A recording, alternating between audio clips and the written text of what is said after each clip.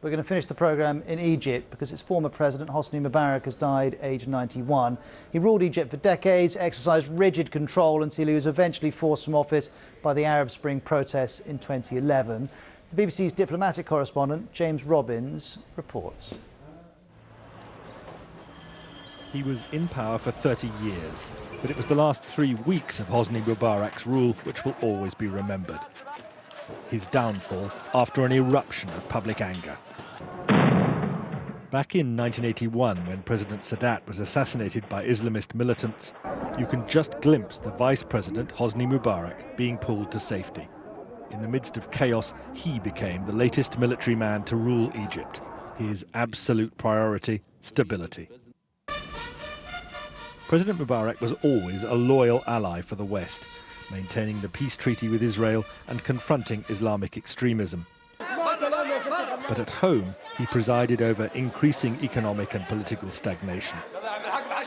His government gained a notorious reputation for corruption and the abuse of human rights. He was impervious to the feelings of the people, and he seemed to look down on them, to look down on their aspirations, to look down on their hopes. He was surrounded by mediocrity, and he always gave preference to those in whom he can guarantee their loyalty and not necessarily their merit. On January the 25th, 2011, Egyptians flooded into Tahrir Square. This time, the tear gas and water cannon was powerless to protect the regime. In a series of television addresses, Hosni Mubarak mixed concessions with condescension and defiance.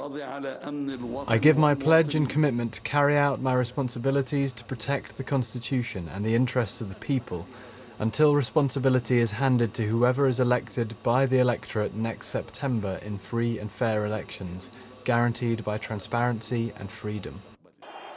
On one pivotal day, regime supporters on camels and horses charged protesters in Tahrir Square. Mystery gunmen carried on the attack through the night. But finally, Egypt's military turned against the president, and one of Hosni Mubarak's most loyal lieutenants announced his overthrow. President Hosni Mubarak has decided to step down as the President of the Republic. The crowd erupted with joy, a damning indictment of Hosni Mubarak's rule.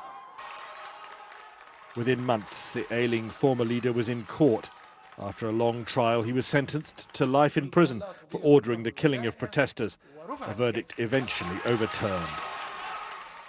But more than his brutality, it was his lack of vision for Egypt's future which had brought him down.